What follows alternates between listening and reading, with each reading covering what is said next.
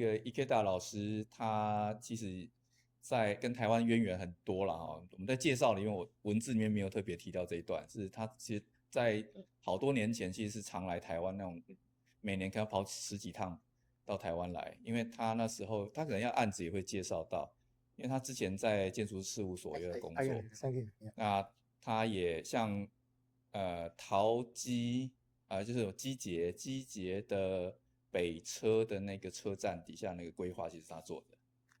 其实台湾有蛮多这种工程案，在过去他们在日本事务所也都有做。那当然在大学期间他本来是在那个庆应艺术大学，那他那边所待的学科蛮特别的，是一个比较像创新工程、创意工程这方面领域的。那他也负责学校校园的规划，做很多大型的专案。那近几年他因为也退休了，所以他在庆应艺术大学退休，到被要聘到东京大学建筑系。那其实他也很多时间都在国外，全球各个学校到处跑。那他的目前的兴趣是在全球所有在做数位建筑、数位设计的这些学校，他都到处去拜访。那所以像我们讲得出来的一些最 top 的几个数位的学校，他几乎都常常会去参加，去那边开课或者是去交换或去交流。那再过来就是全球的各种有关电脑辅助设计的研讨会，他也参加非常的多，所以他说经常在过他的叫学术社交的这种人生。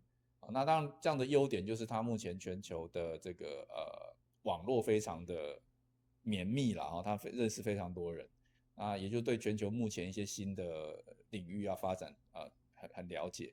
那这也促使他等一下也会讲到有关于在日本会去启动一个有关于建筑资讯这个领域的一个契机，因为未来要让建筑设计不是只有在处理建筑设计，你势必要跟整个国家的产业啦，还有基础建设什么都要更多的关系，要不然我们变成我们在谈数位设计，好像变成只是一个象牙塔里面的一群人这样子。他说必须要落地到很多很多的层面，所以他们现在在这个做AIS 里面有很大的任务，就是跟从开发到政策到各式各样的产业，甚至文化领域都有很多的关联。I just mentioned that yes. the AIS that is also your children and this friend. Yeah. OK, so 那我们接下来就欢迎IKEDA 老师来帮我们分享。Thank you. All right, thank you for great introduction from me, Professor June-Hao.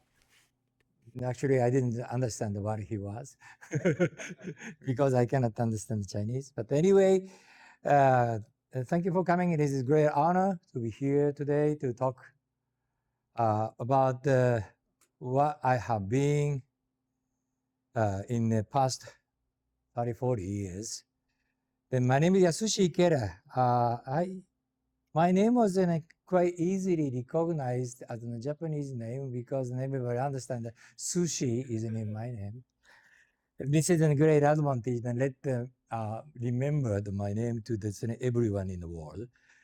Anyway, I'm currently teaching at the University of Tokyo, and as he may mention, I'm currently the president of the Architectural Informatics Society. Then, starting with my background, I've been teaching at one another university in Keio University, which is also graduate school in media and governance. Sounds a little strange name, not without any architecture, but that might be why I also can extend my research field to the many interdisciplinary field, focusing not only in architecture, but also there's many other stuff in the computational age. But I also have been practicing as an architect more than 30 years. And these are some of the works I designed by myself. Just 3.5 years ago, I moved to the University of Tokyo with my home school.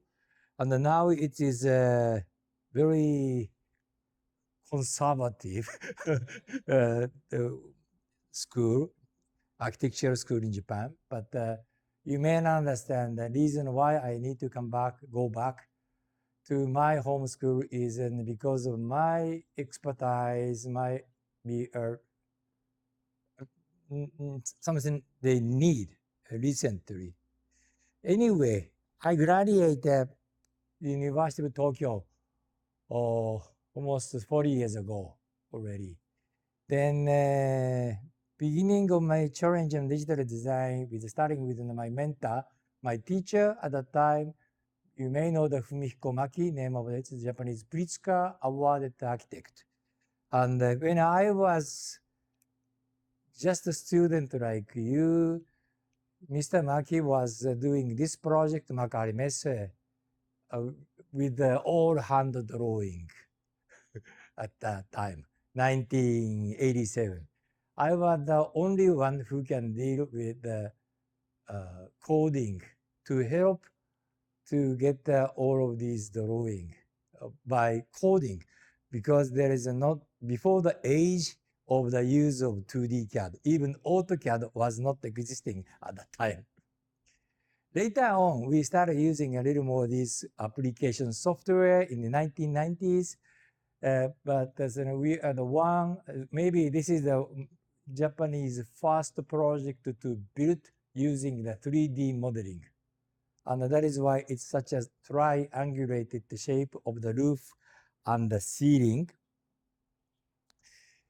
Can you recognize where am I? I'm here. Mr. Maki is here. Then anyway, I also, this time I'm really happy coming back to Taiwan because actually it is 6 years divide after 2019, but before 2019, maybe I came Taiwan more than 30, 40 times. Because we won the competition at the Taipei main station area development with Mr. Maki. Maybe most of you don't know, but it's in 2005. And even now, this is the perspective, the 3D perspective model I, by myself, created, and this is the newspaper. We won the competition. It's in 2005, and we did, Mr. Maki and I was working on that. We won the competition, and this project was divided into the two projects. One is a public project, another is a private investment project. The basic idea is there is a, you may know that the MRT line connecting from the Taoyuan airport to the Taipei main station are built underground. And basically, this is the project, put the two towers on the top of this underground station. That is why we were working on this underground station project in around 2006, expecting the Mr. Maki's design of two towers is coming in 5-10 years later. Unfortunately, the project of towers are canceled because of the problem of the investors. So that was not happen. However, luckily that the part I designed for him as an underground station project was done. So that is why, actually, you may know that sometimes you have a chance to use this space, right? And this is my contribution. And today I also want to talk about this part, especially. And this is the also perspective that maybe in 2007, this is a very early case to use the animation for the presentation as well. So from viewpoint of now, you guys can use something like a Lumion or Twinmotion easily. But please think, and it is how many years ago? 18 years ago. 18 years ago, and there is no such a software. So we need to do that. All of these works and quite manually. Setting in a camera and writing and everyone and all of them, it's quite manually. But as we are proud of the use of the computational and the digital design way to realize all of these things. But maybe I need to focus on the most, not important, most, but the relevant part I would talk tonight is this ceiling design with a lot of perforated metal, expanded metal was hanging by ceiling, and try make a ceiling feeling like a cloud, not a panel or not a flat plate. Try to make it this even feeling that without a ceiling, we are underneath of the cloud. Use of these kind of randomized irregular pattern was one of my main concern around that time. Actually, this is my original interest, why I started using the computer. Because you may understand nowadays this kind of design is everywhere, but in the 80s or 90s, most of the buildings are using just a rectangular, simple, repeating grid. And use the irregular pattern is maybe it is taken as a little too much expressive. I mean, too decorative. But I'm wondering that why we are prohibiting these irregular pattern, especially for structure. These two cases, as both of them are steel plate or steel pipe, which is irregularly layouted, but still used as a part of the structure. In nature, we can find the lot of irregular pattern, right? But in artificial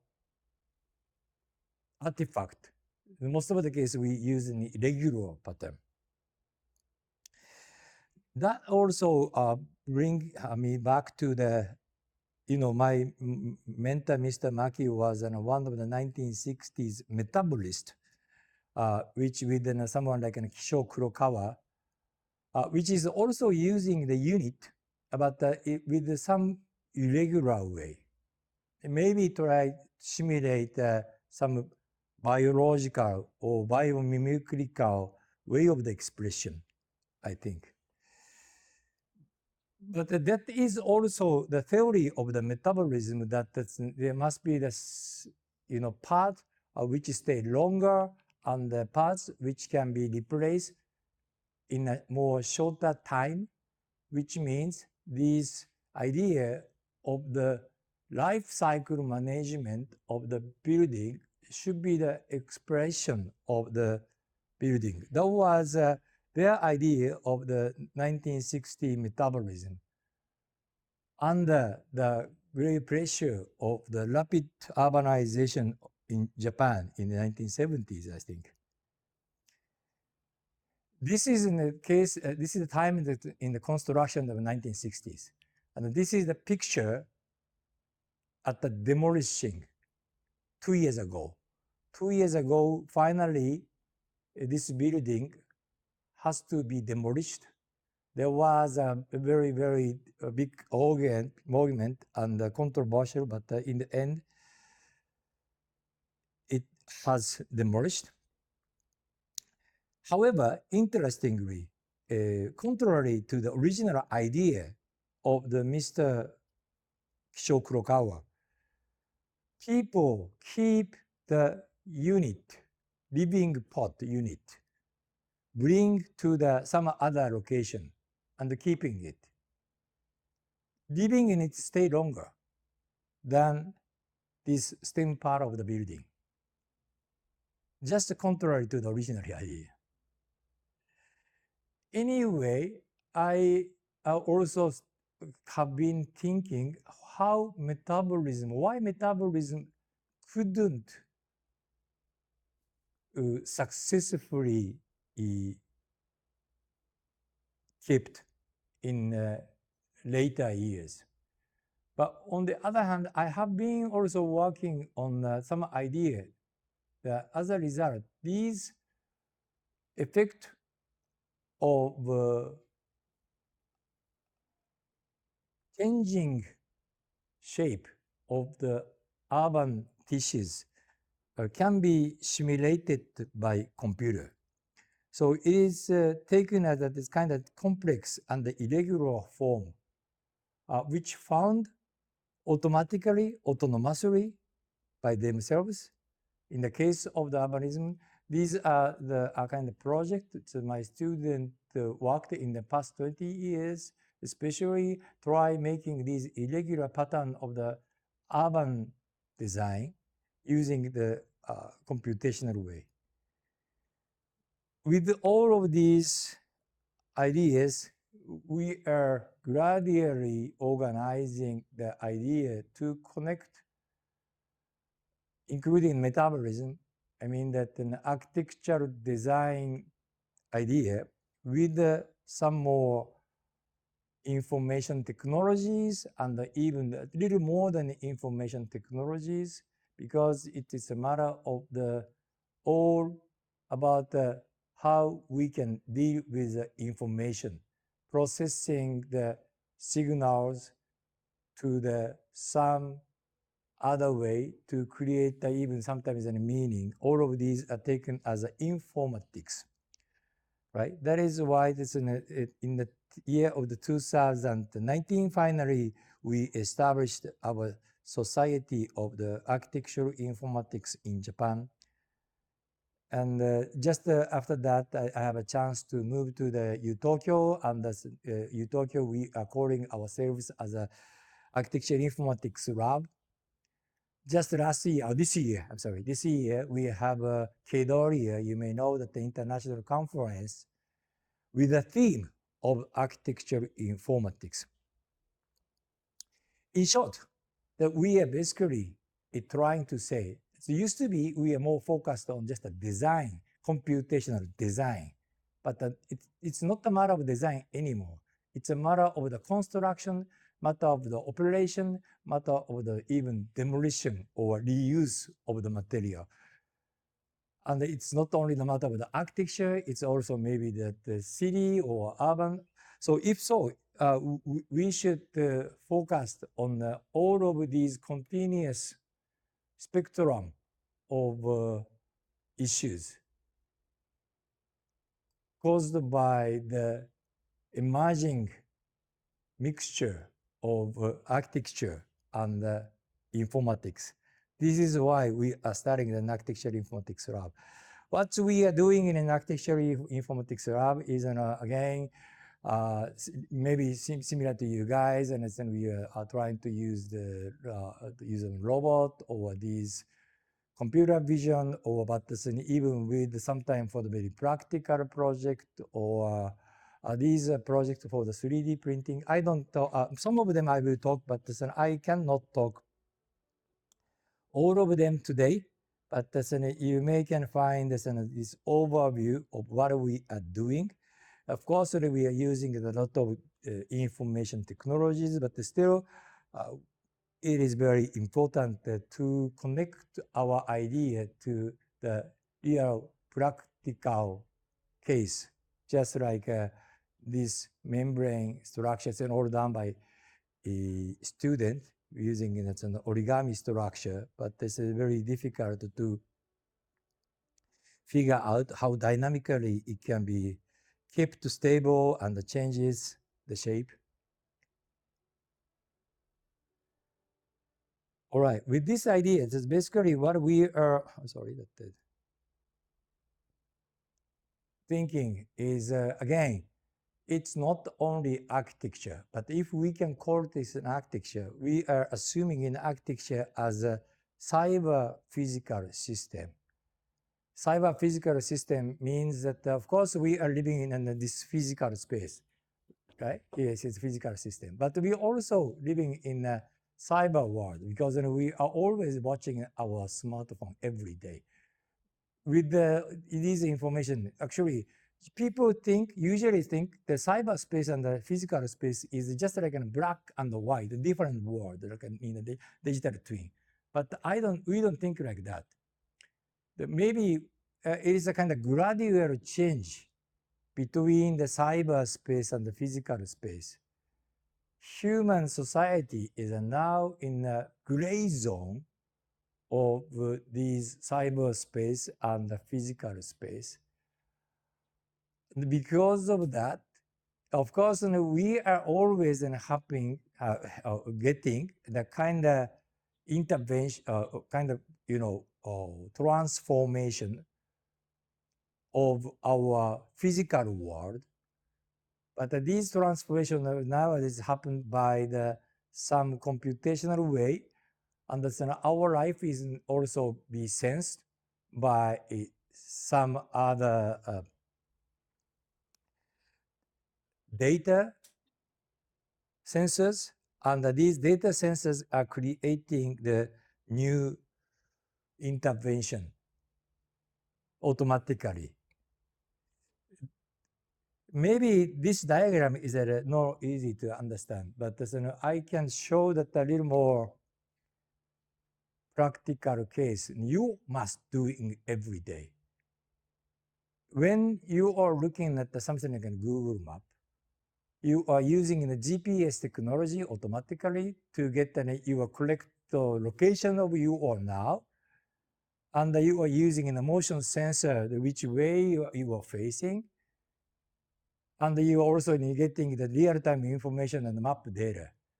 However, in front of you, there is a real cityscape, right? So you are experiencing both of them. You are experiencing both your physical status of the city and the virtual information of the city. After all, what you get the information wasn't also collected by the Google, and it will be statistically used in some other way in the next phase, right? In this way, again, this is what we are saying. This is what we are saying, that we should understand we are in the middle of the physical and the digital. This is where we call the physical. Now we are focused on how we can design or construct this physicality, physical status of these. In Tokyo, we have a kind of studio we call it a digital studio. I will skip some of this. This one is a digital moire, and then basically you may know moire. Moire is a kind of intervention of between the patterns and the patterns, and like this. And her idea is, and now it is kind of simulating how these interventions happen. Intervention happen, of course, in a visibility, but the different intervention happen in a shadow. So this is the idea that with the two different layers. Okay, I'm sorry.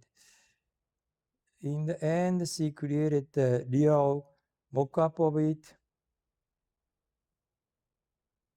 This is a girl who working on this, and these are sensors to detect the number of the people in front of these, the distance between here and there, and try changing the pattern of the moire. I'm sorry, the pattern of moire, moving the screen little by little.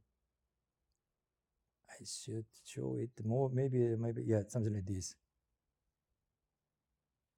So you can see that there is a kind of moire pattern for the visibility, but there is another moire pattern for the shadow.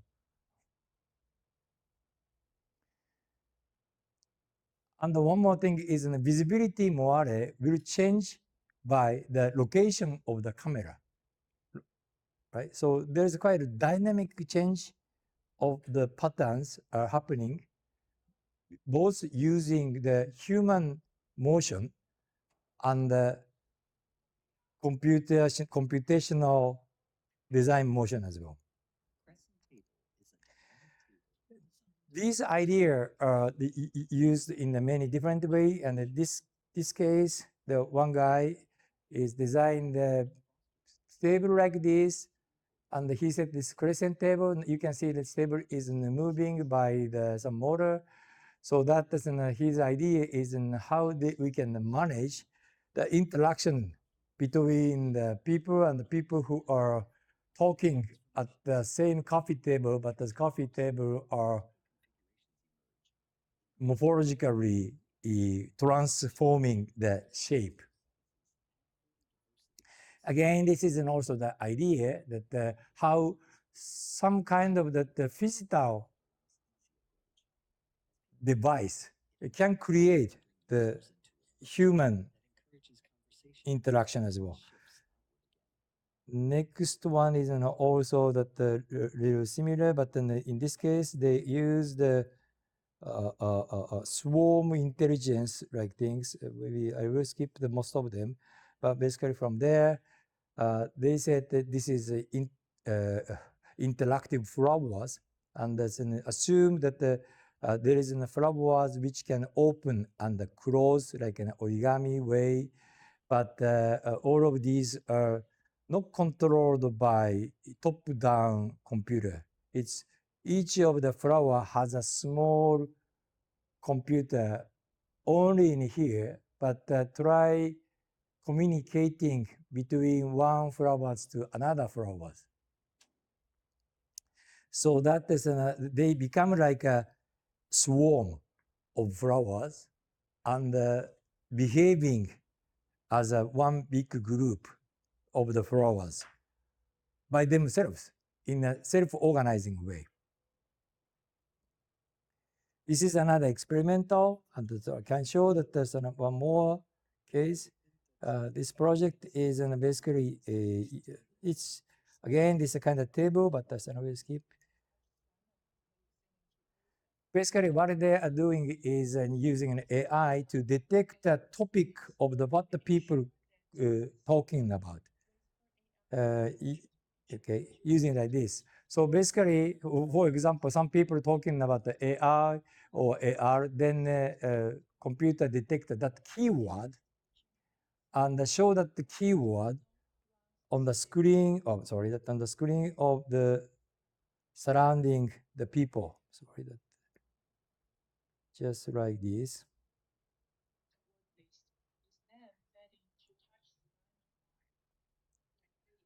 So it's basically, using the speech recognition, and the speech recognition transferred to the frequent keyword, and this frequent keyword comes up in a floating screen like this. The purpose is try people without any whiteboard, try people to recognize what is a current topic of talk, and let them have some more integrated idea of conversation with these devices.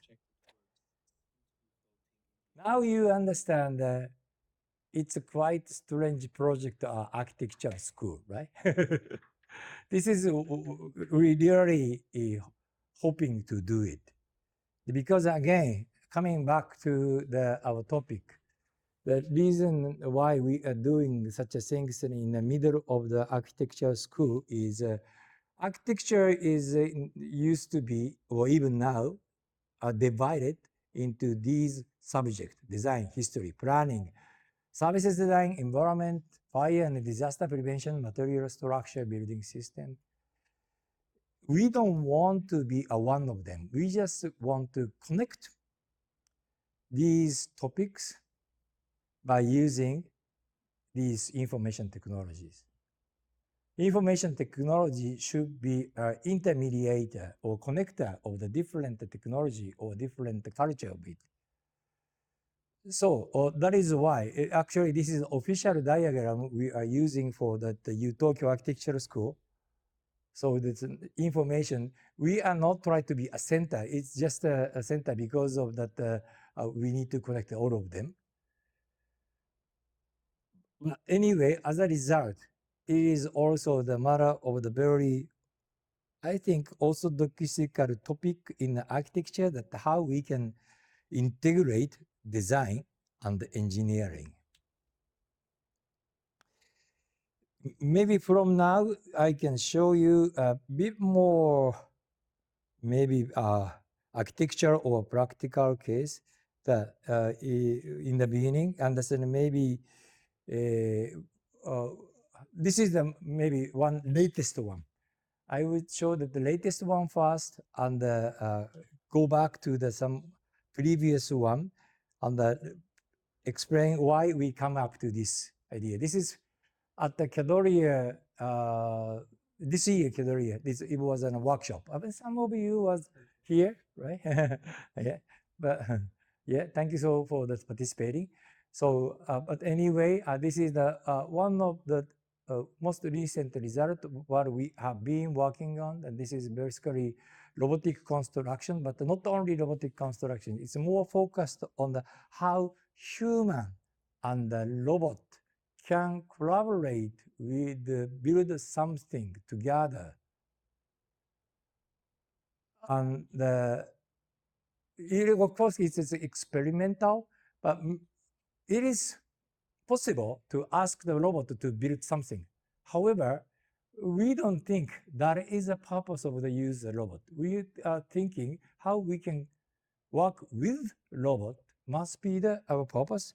Then we just think we need to develop some idea to how we can work with robot. And this is an idea that by having this intervention, of course, a human being can put these sticks just intuitively, but still under the control to make flat surface on the top of this height, like a table.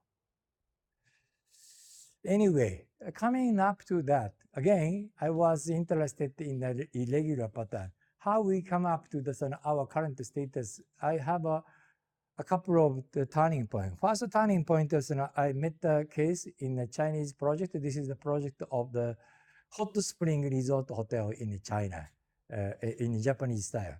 That was fantastic, but beside that, but anyway, what I met was a very low quality of the construction at the local site in mainland China in 2010. Of course, nowadays it's a little different, just in 10 years. But anyway, I just found that people are working very intensively with massive labors. So to take this advantage, what we did is to make this seeding pattern. We don't provide any drawing. We don't provide any blueprinting. We just provide one rule of layouting it.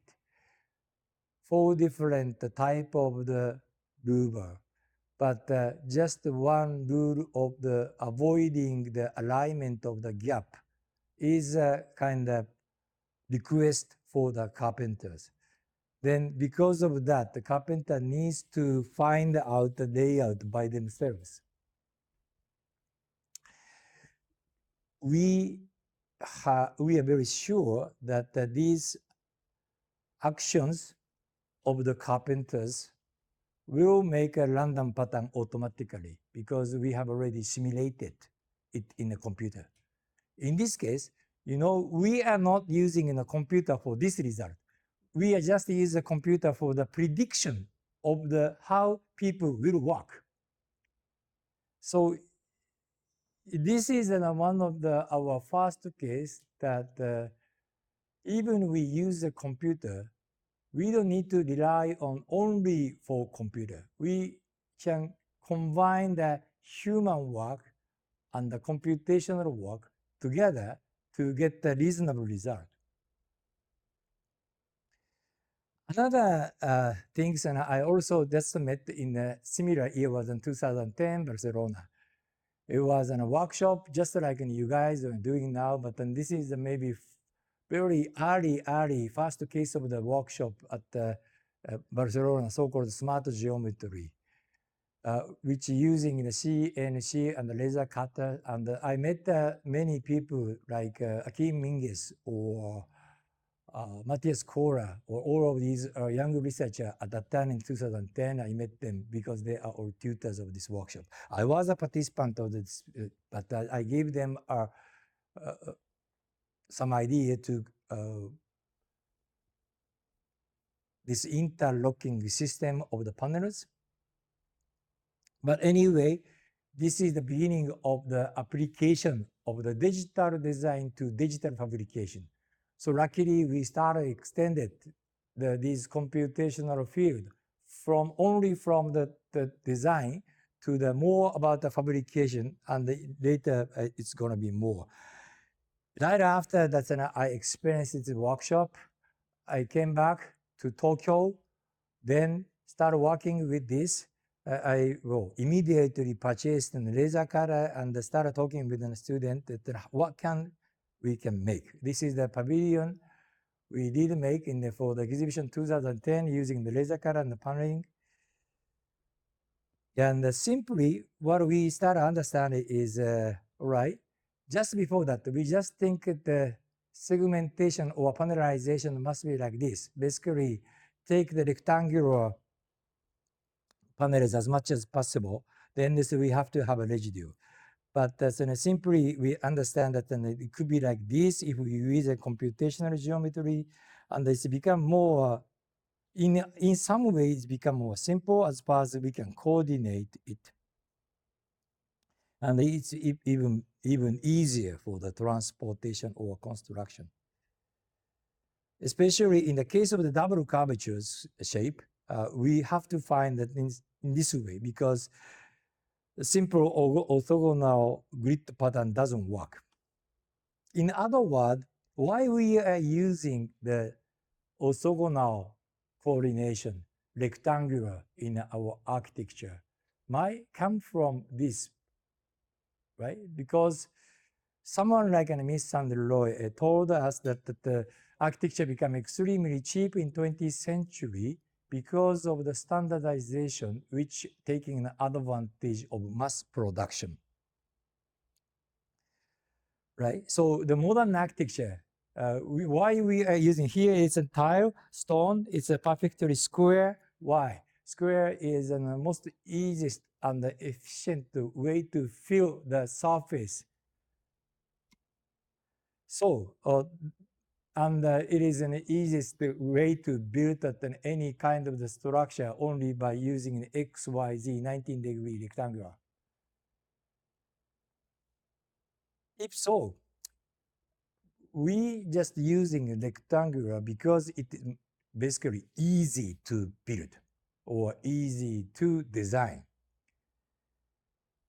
With the understanding this, the industrial architecture or 20th century modern architecture is based on the machine construction, crane, heavy stuff, and the transport things with the mechanical power, and the mass production to make an economicalized, and the orthogonal geometry, which achieve the standardization, right? It is interesting.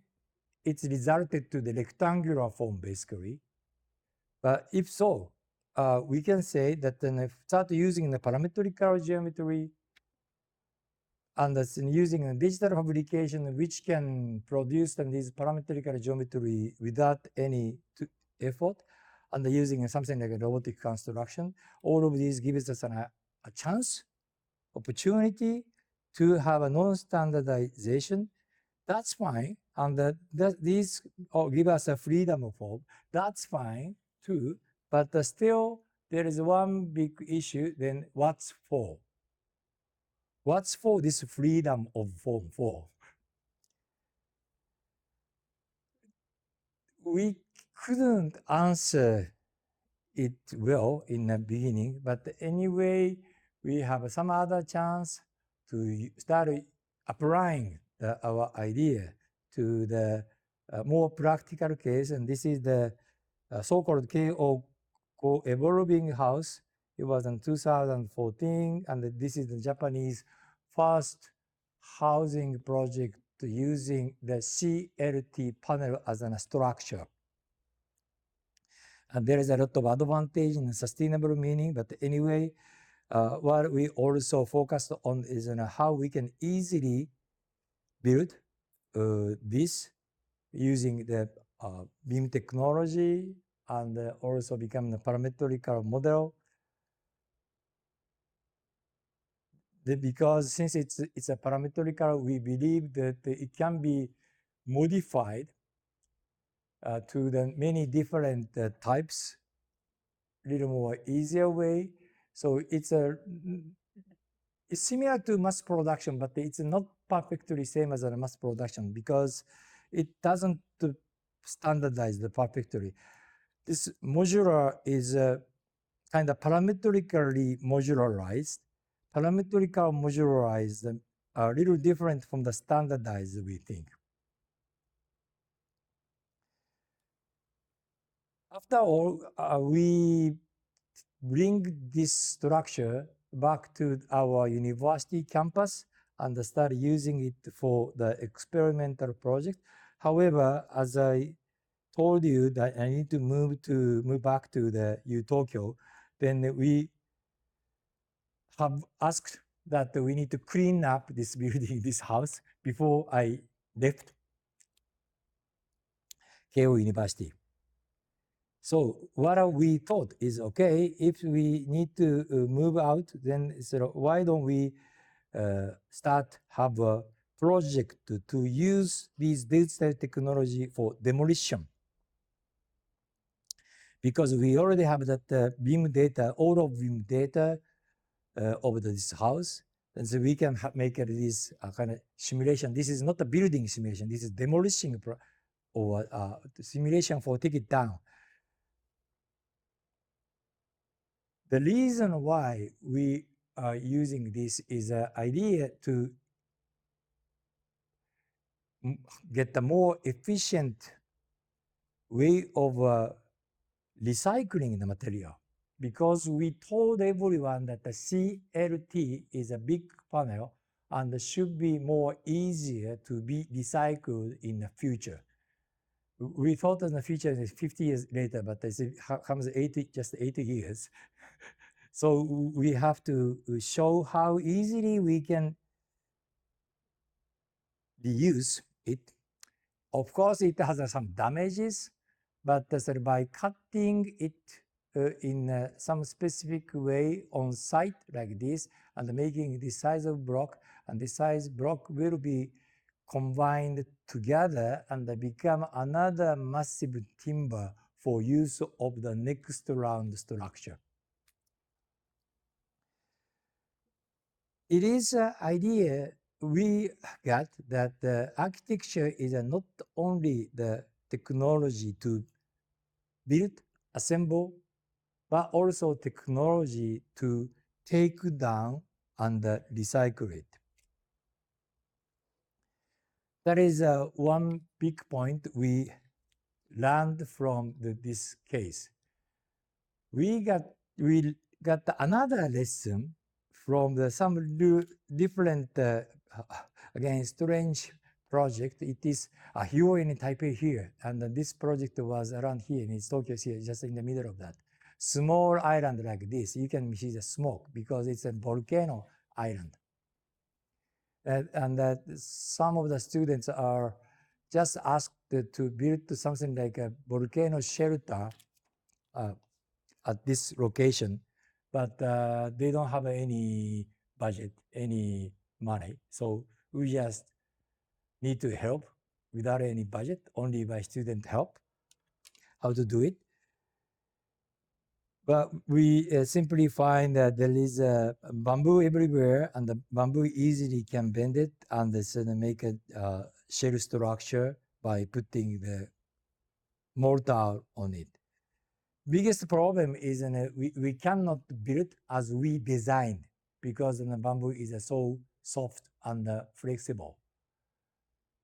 Idea was a little different from the usual case. We just thought, if we cannot build as we designed, why don't we scan after we build and check the stability or robustness of the what we built, right? So it's as built.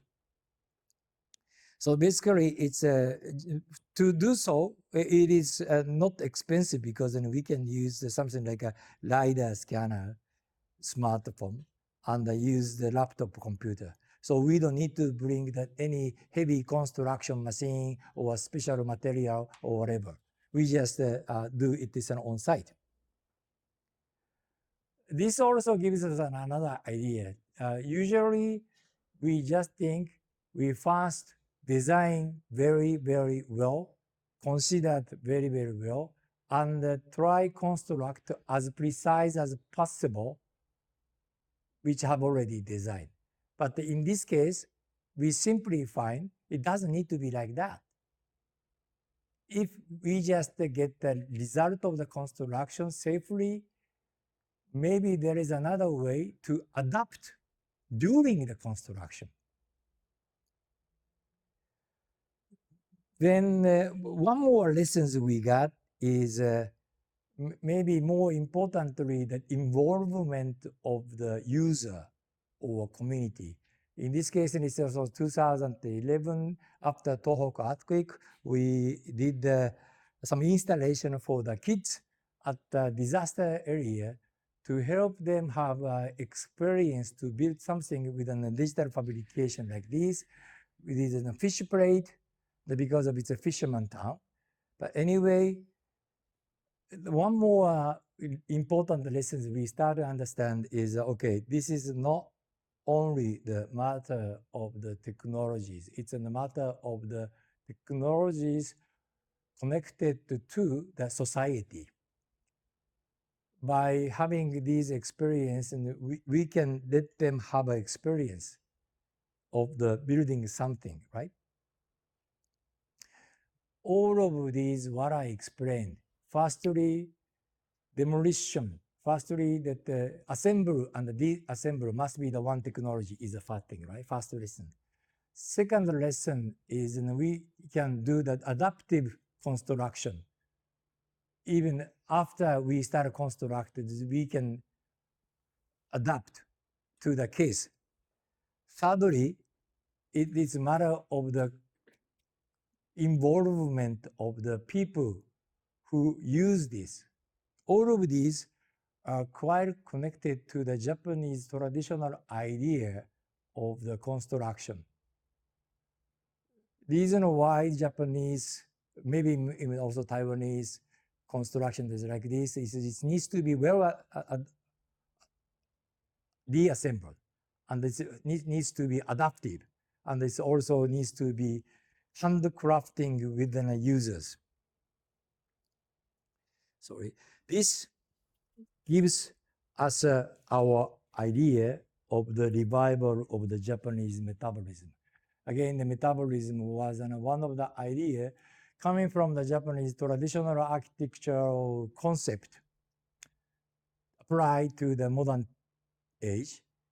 But we just feeling maybe at the 1960s when my mentor, Mr. Maki or Kisho Kurokawa was working on that concept, there is no computer.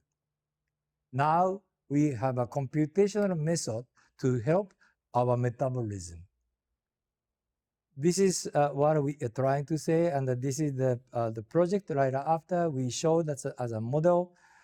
Looks very strange, but that's what we are trying to say is basically if the all of the unit of the timber unit are basically generated by specific algorithm to support entire structure of the building adaptively, and both assembly way and the deassembly way with the involvement of users, it can be something like that. In that case, maybe design and construction and operation are not the separate phases. It should be the one continuous systematic way of the involvement of the between the people and the architecture. That was okay. That is still our dream. And after this 2010, in the past 15 years, we have been working on this idea because we got many criticized by this model. Oh no, it is impossible to build something like this. So right after that, so we started working, okay, we should demonstrate, we should proof of the concept about what we can do with the new technology with that. Like, of course, computational model, but using the sensor to how to build it. This is actually that not building from the model. It is detecting this model to the computer and gives a feedback through the augmented reality as a guidance to continuous build. This idea of the guidance through the augmented reality become more and more possible by getting the production of these and the Unity, and this is that one of the case we are demonstrating how to connect these timber bricks by looking at these augmented reality help. Starting with this, we come up to the more practical case. I will skip this. Sorry, in this case, to build this room actually this is also the structure, but you can see the cutting all of these is not by robot, by using just the usual no, it's just a circular saw. But you can see that here is a guidance, AR guidance, and he is also using the AR guidance to put the piece at the correct location. We are using the QR code here. You can see this is again our idea to how we can combine some of the handcrafting way with the computational help together. We are working on many different cases for this idea, including something like this. This is another case, and we are working on. Actually, this one is a practical case for the timber construction. You can see that we need to put all of these metal fixtures, but giving a guidance automatically where each of the metal fixtures should come for the people who are using this. And also they give us an ideas on how it's become like that at the location of the fabrication. It can apply to the little more strange case. In this case, using this finite set of the triangular parts, how to create this is become possible by some technologies like this. You can see that since it's always there is a finite number, limited number of the possibility to put the next parts. So as it's showed in these is dot floating in space. This is the one case. Then another case, and we also using this as a membrane structure. That's a membrane structure like this, and also can be controlled by this very simple augmented reality. Looking at the scale model and the full size model is simultaneously, and even using the laser distance meter to build in a larger scale. But anyway, it is a way to build these soft structural membrane through the mixed reality. On the other hand, we also need to work with the materiality, especially in the case of timber. One of the particular thing of the materiality with timber is that timber is basically natural material which has inhomogeneity of each of parts. For example, this is one of the projects we work with the Japanese general contractor Takenaka Corporation. They are working on this historical reconstruction project of the castle need to use this bended beam somewhere like here. The ancient carpenters try using these as one of the technology, but nowadays it's become very difficult. But the bending, it's actually not the bending, it's maybe more precisely, it's carving because of their growth, right? Each timber grow differently. That is why each log has a very unique shape as a result. If we can make a kind of a database of the shape of each log, and which can be used in some larger system like a BIM, it can be used even if we can predict some future of the deformation of each timbers by having all of the location where each timber comes from. Actually, this is not a new invention. Interestingly, ancient maestro of carpenter, traditional carpenter, has already mentioned about that. You need to look at the vegetation conditions of each material rather than just the timber as it is.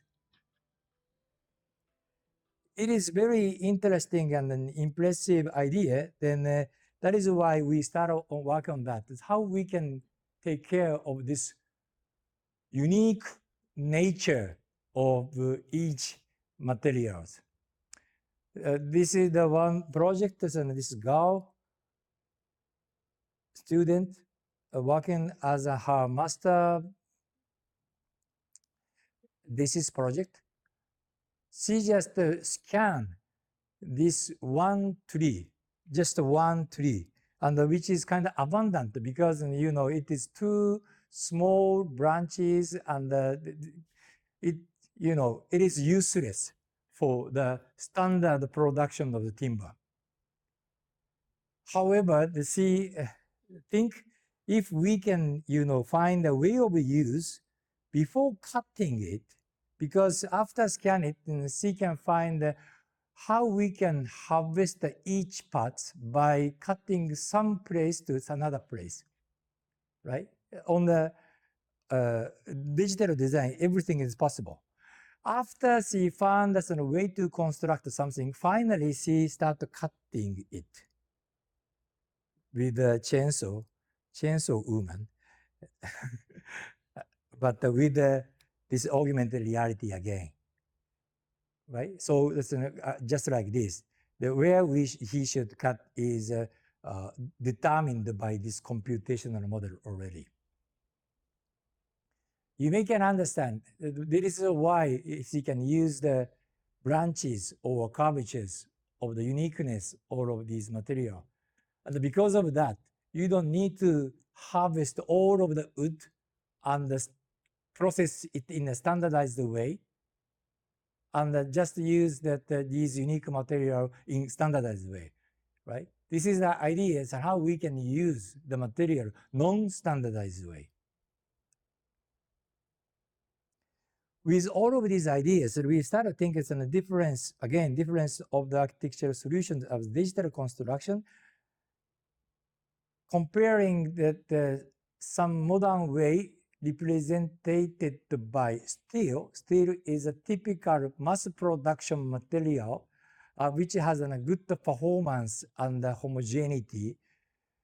But of course, from the viewpoint of that, timber was very disadvantageous. However, if we start alone and thinking as adaptable flexibility, there is another advantage, like a renewable bioresources.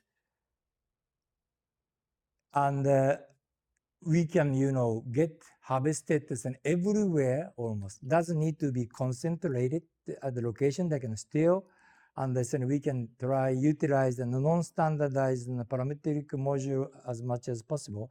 Now we gradually,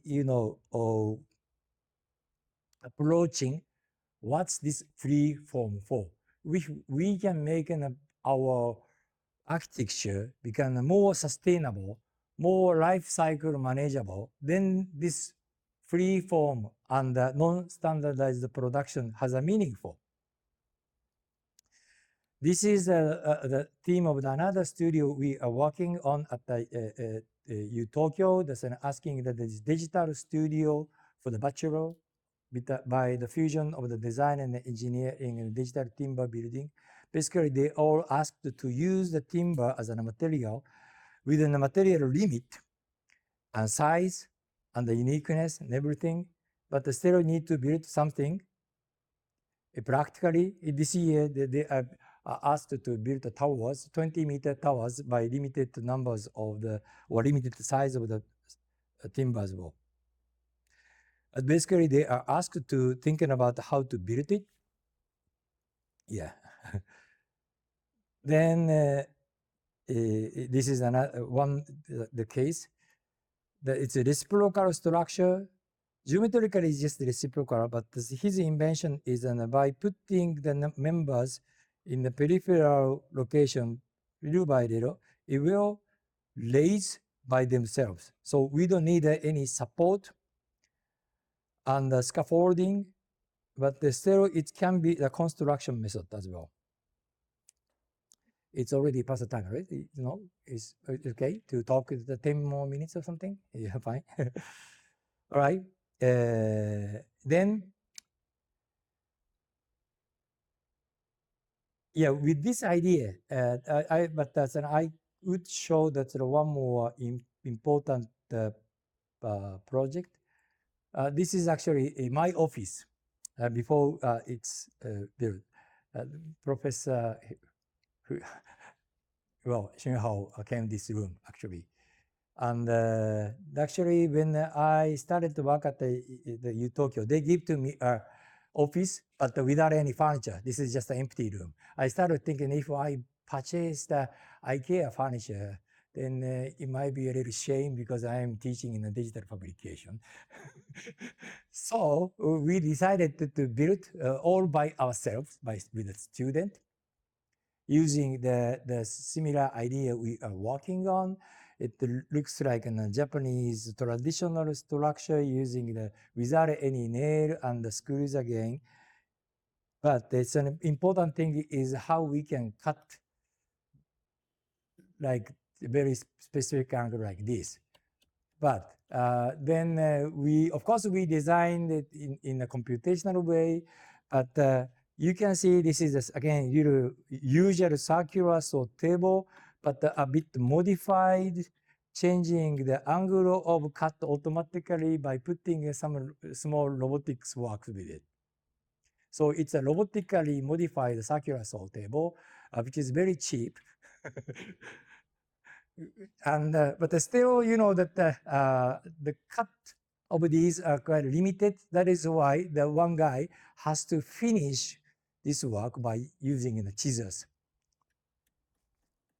Then we also use this QR code because all of the parts is intentionally little unique.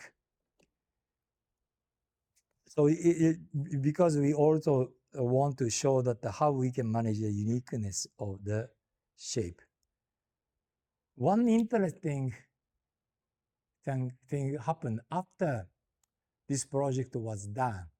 I talked with a student who working on this and who worked for this.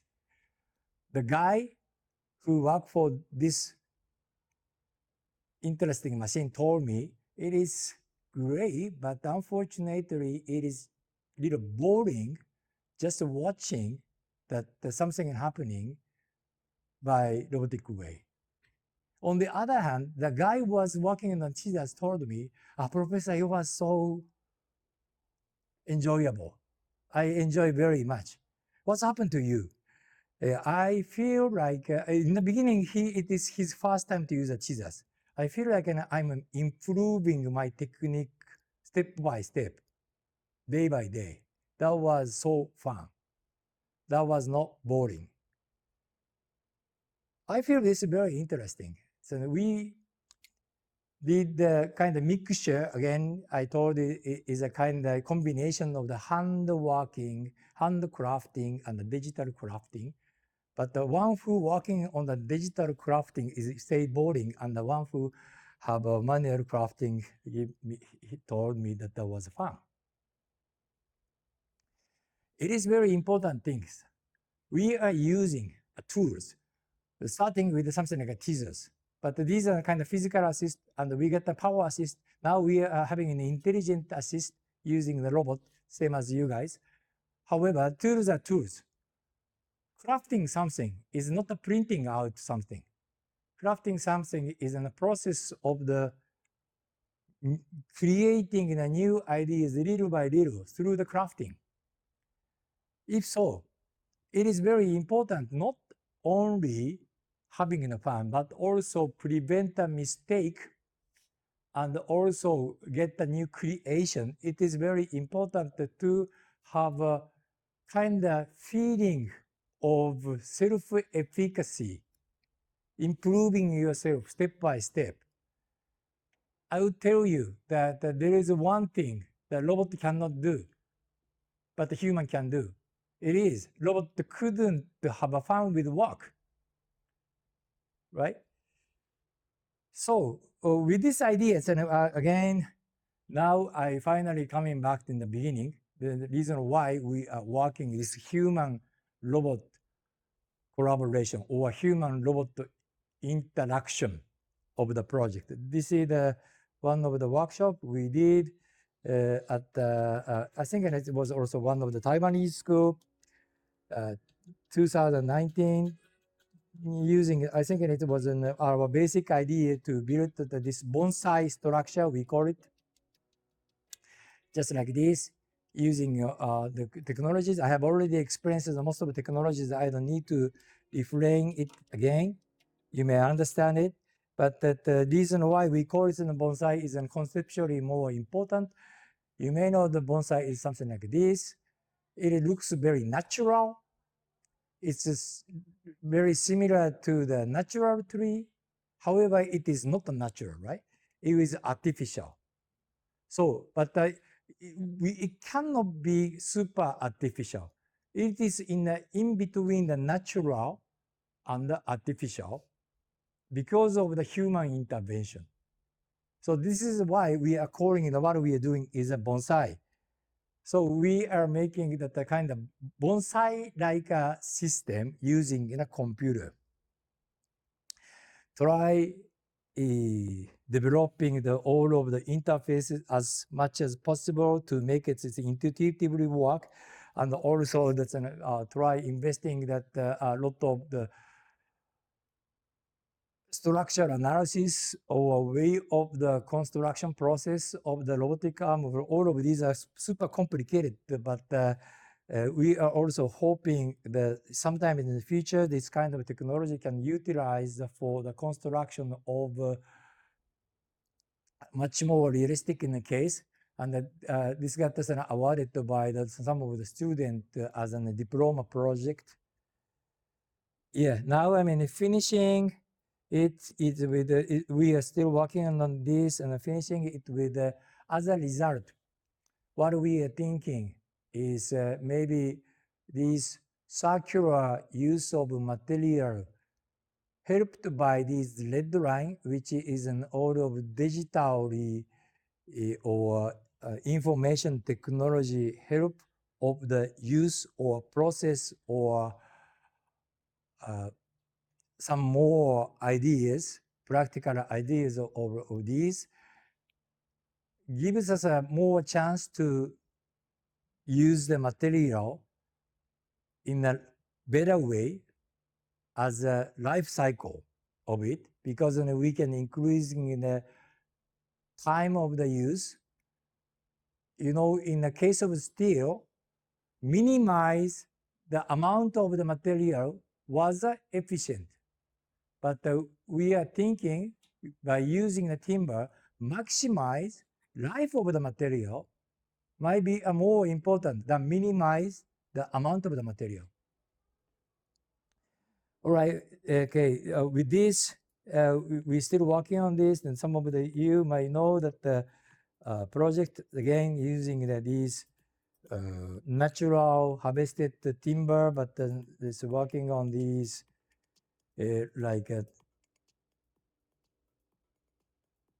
augmented reality help of the construction to bundle the many small timbers as a one.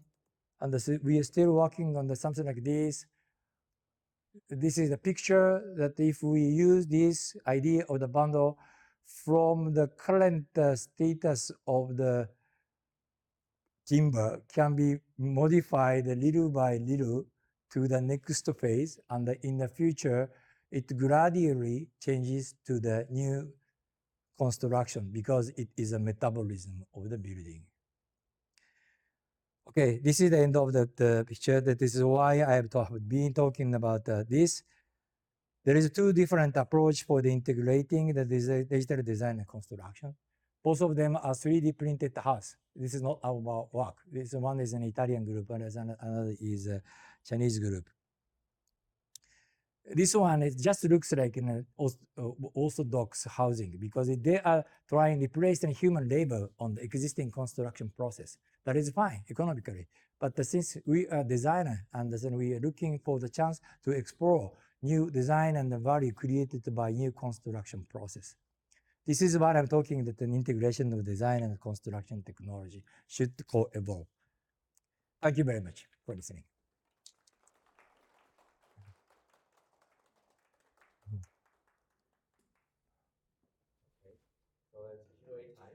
If anyone have anything that either it could be a question or you feel like curious or want to know more about certain project, for you to ask.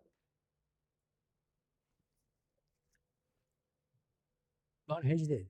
You can ask anything. Yeah.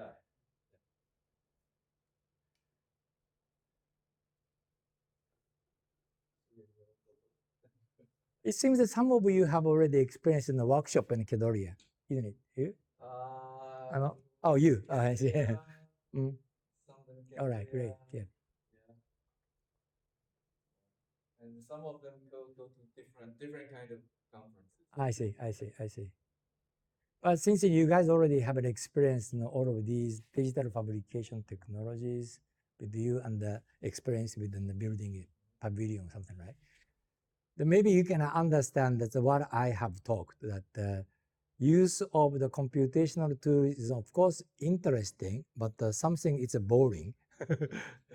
And why we are working by our hand, by computer, is a little strange, right? Because many people come to me and ask, if you are working on the computational technology and the robotics, why you build everything by robot and the computer? Where we need to do? I mean, what kind of things human need to do in the end? That is a good question. And I would answer that actually human will do whatever we want. Right? Whatever we want, we don't need to release it from our hand. We just ask the robot or computer to do it, what we cannot do or what we don't want to do.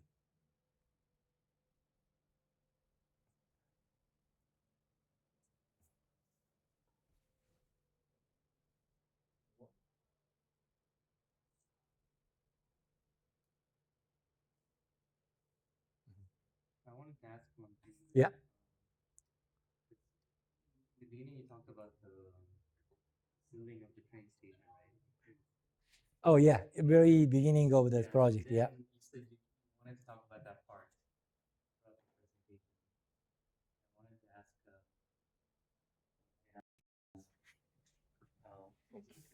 about this and then the rest of the project that you showed. Oh, very good question. Because Well, I didn't tell you, but for us, maybe this is one of the, not the failure, but one of the lessons we got. Because around that time, we tried to make a kind of randomized pattern as much as possible. But since it is not built like the way of the Chinese ceiling pattern, since it is not, it's done by the very excellent Chinese general contractor, Taiwanese general contractor, they asked us to provide a way to build it. So basically, it is built by unit. One unit is repeated again and again. So we thought it has to be like that because in industrial construction technology is requiring us to make as simple as possible and as cheap as possible, this kind of thing is to be built. Right? However, as a result, after we finish this, something like this line, we should not happen in our original idea, happen because of that. So in that way, of course, it is not a big failure, but for us to pursuing some way to get a more natural pattern of these things, it is a little disappointing. It was. Then there was a starting point. How we can develop this idea to make a more natural pattern at the construction site without having any trouble, but without much use of the mechanical things. What is the possibility of that? Then in that way, this ceiling project was a good lesson for us to start considering all of these things. You get it? It's interesting because there was another project you showed in China. You had the rules to. That was actually 3 years later of that. 3 years later of that. Because this was completed in 2017, but the design was done in 2000. That is also the important point. Since the project takes a long time, we did this design 2007 and built 2017. And the Chinese project was in 2010, which is in the middle of that. So that is why we have already noticed this might be a problem. We don't have a good technique to make a much more irregular pattern in a simple way as much as possible.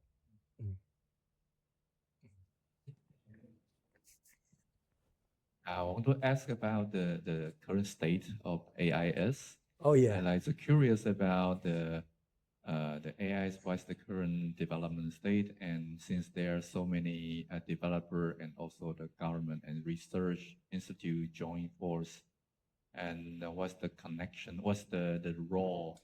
Is it trying to influence? Okay, sorry about this, and I didn't include these AIS about this. Maybe for that Saturday lecture, I will include more. But yeah, I can. Probably can mention a bit to students to let them. Yeah, but it's not included in this material. But just in a brief, architectural informatics is not only for the academic community. We think it should be a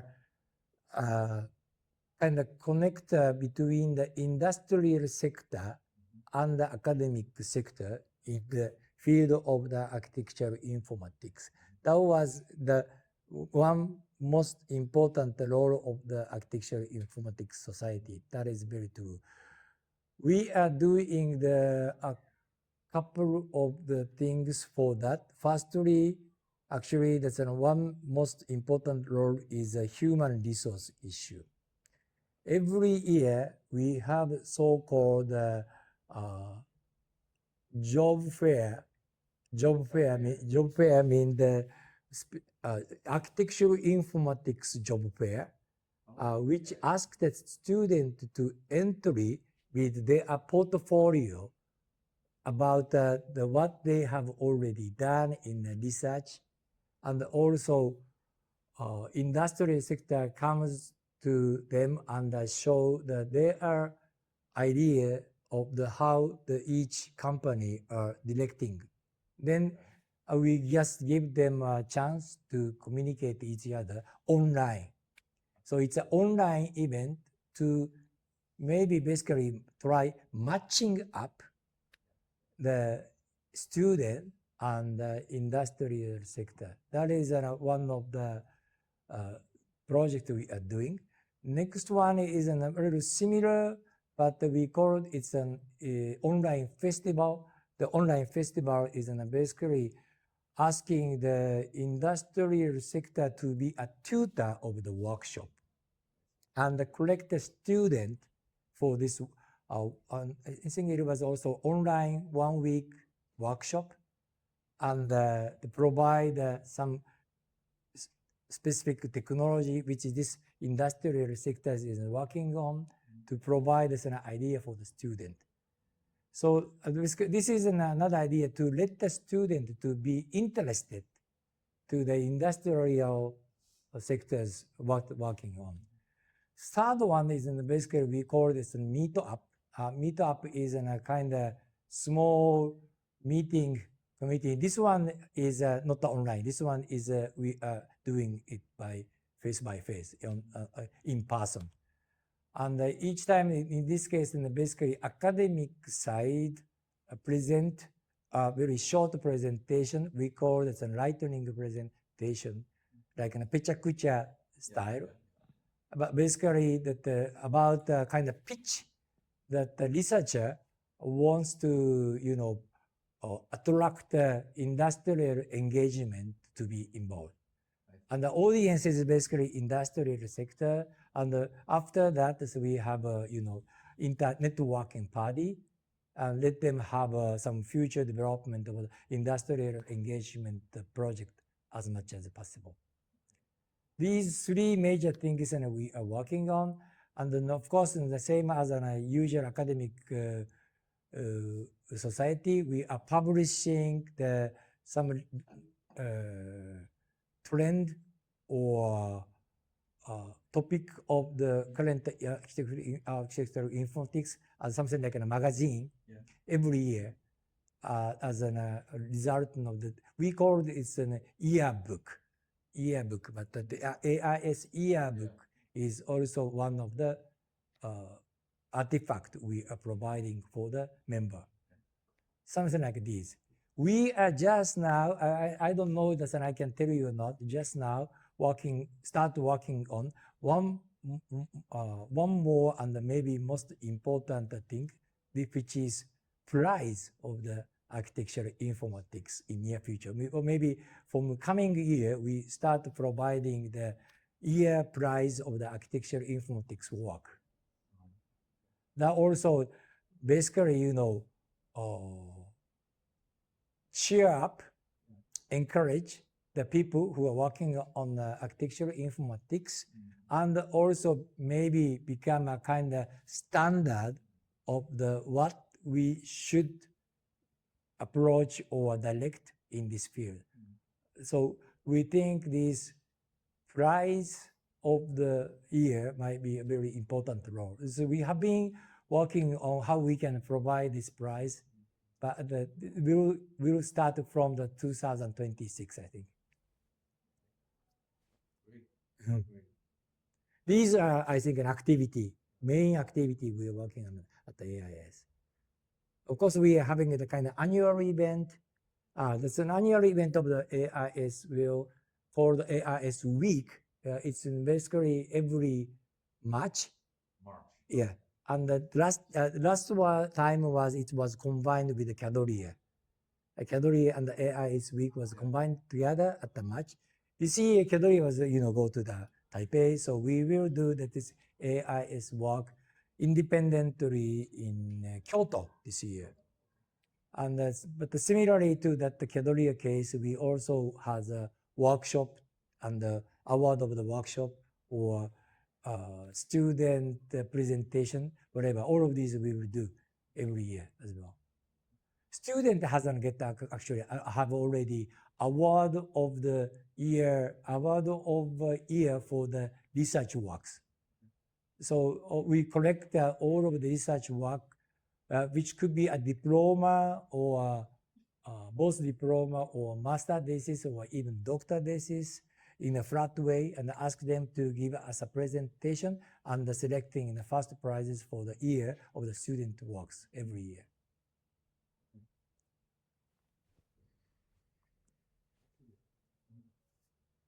First of all, I enjoy the IKEDA-san talk very much. Every time. Yeah, thank you. Welcome.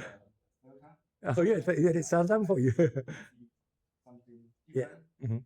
Then I totally agree the geometry in the center, and then kind of based on the computation power, and then we work with the robot, but not only one side, but it's kind of involving like every in future maybe like every millisecond, Yeah, or even small. true.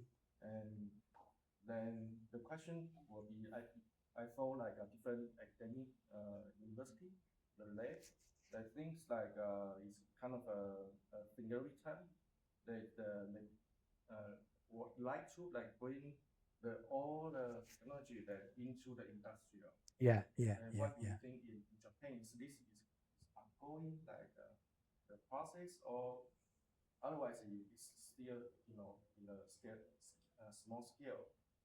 You cannot make a big impact. Good question. Simply to say, compared to the technological advances, human resource development is very slow. I mean that human need the time to grow. So now technologies go much more faster, and the human try to catching up. The similar thing is happening everywhere.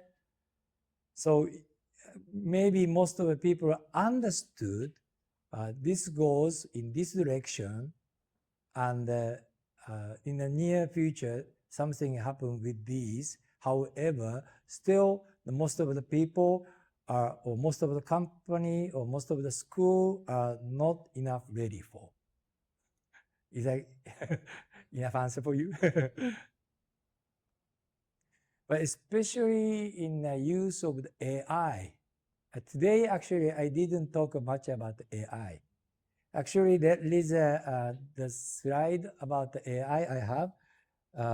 Because recently I have a chance to talk about the AI many times as well. But maybe start talking about the AI with this, it becomes too much. That is why I just skipped most of the talk about the AI this time.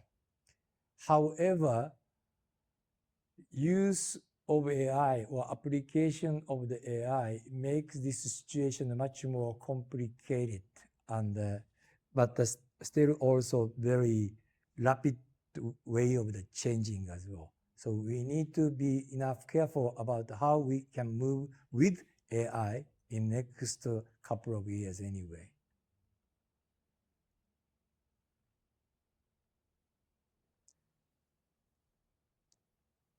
Yeah.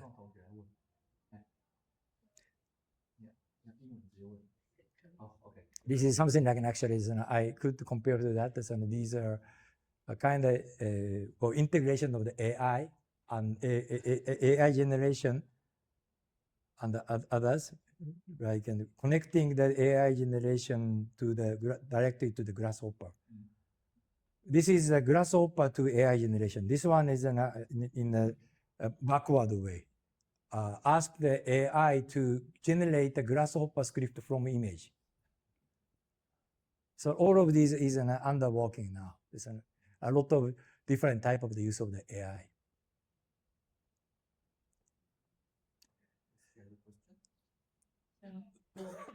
I'll just say I really enjoyed today's. Thank you. And because I'm fairly new to this field, but I also I really agree with you mentioned that because today's they have a lot of technology and machine, so human can do whatever, like to spend more time and energy on what we really want to do.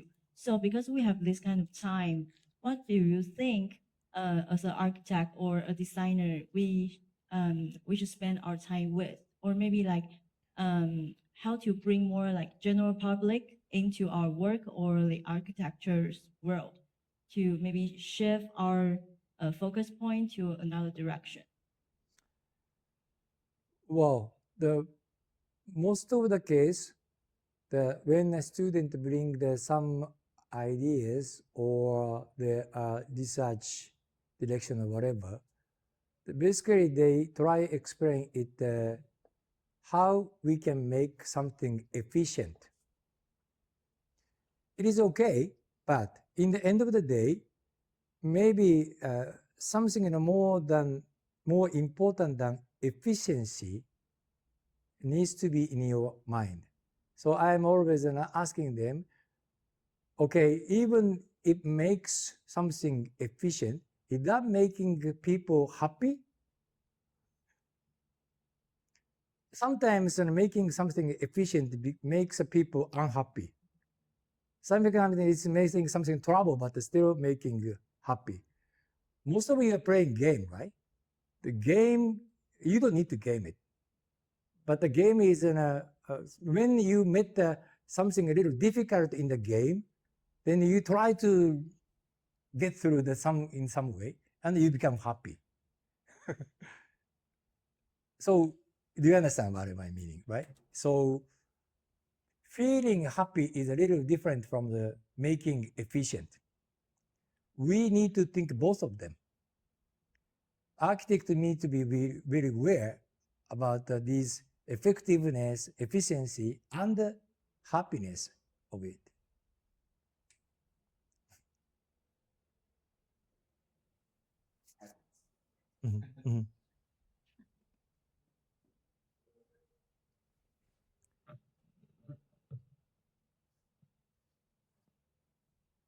So, Itaki-san, you told us that we can use informatics to connect lots of the sub-region architecture. Yeah.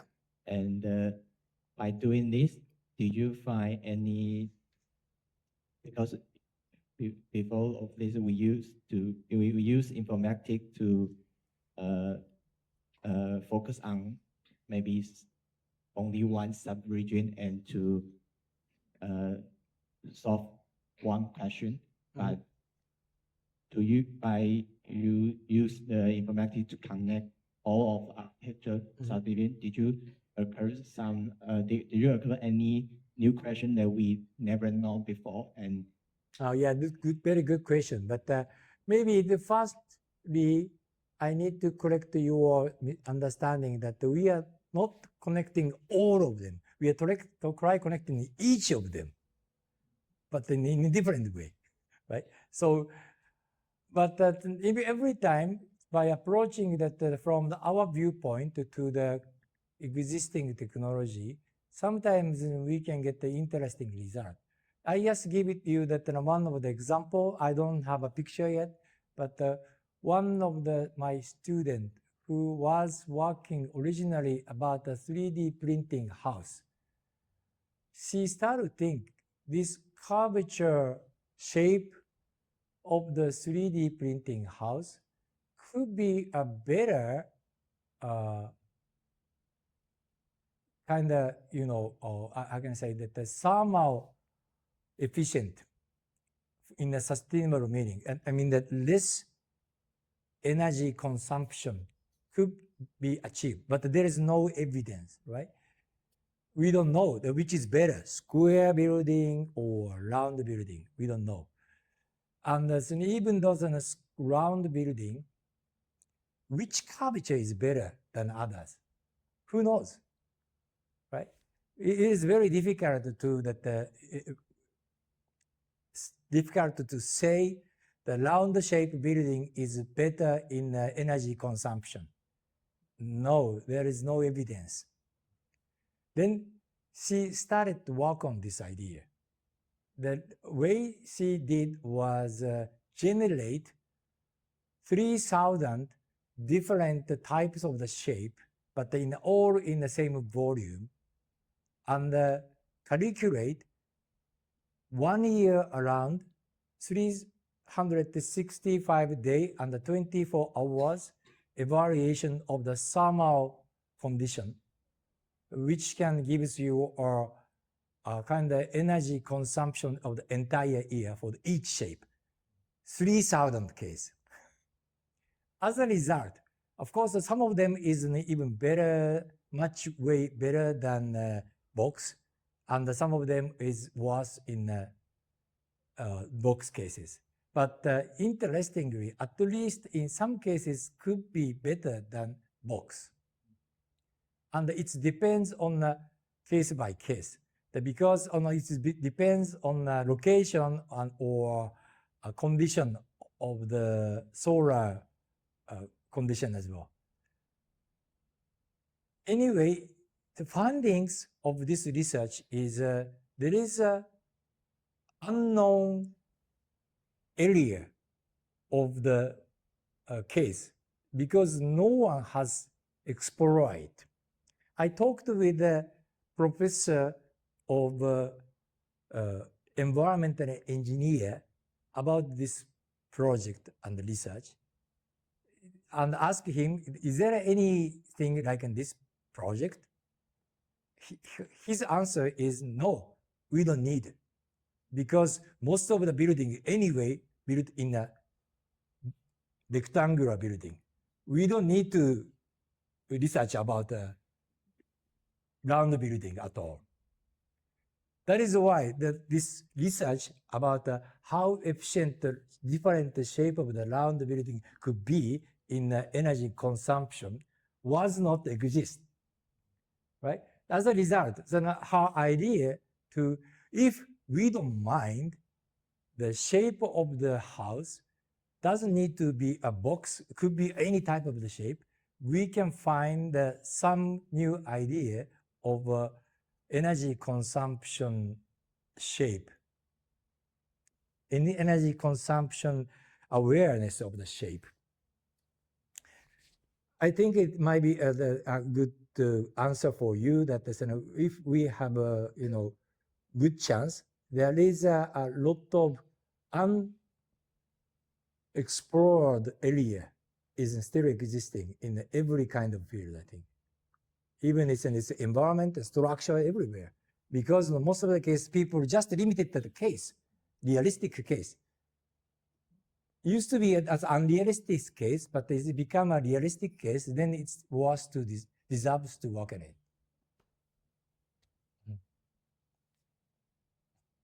Okay, very good question, I think.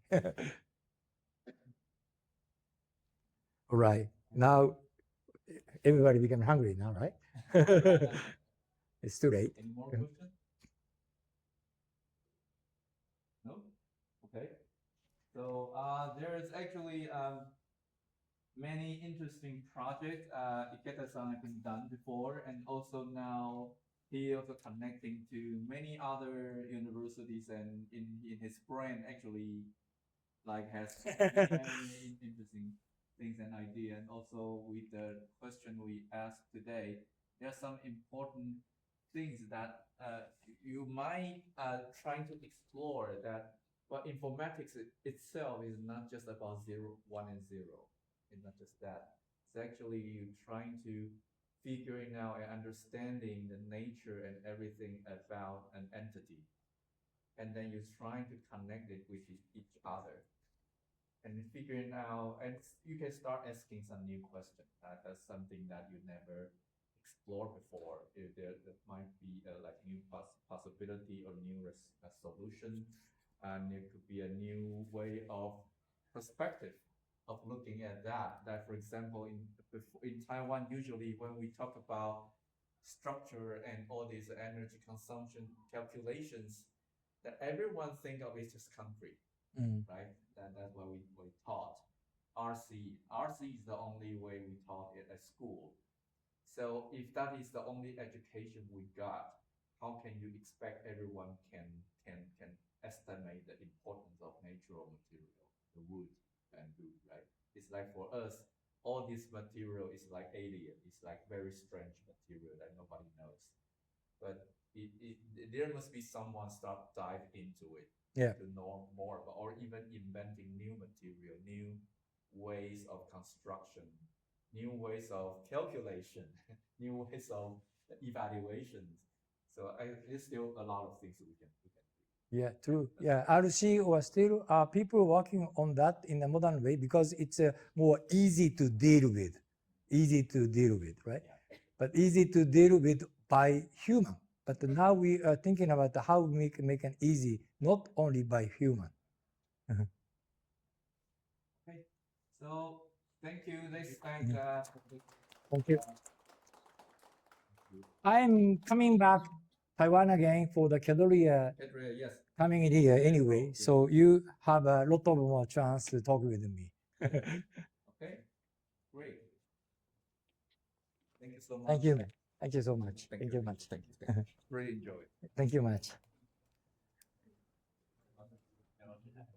So for the Saturday talk, it mostly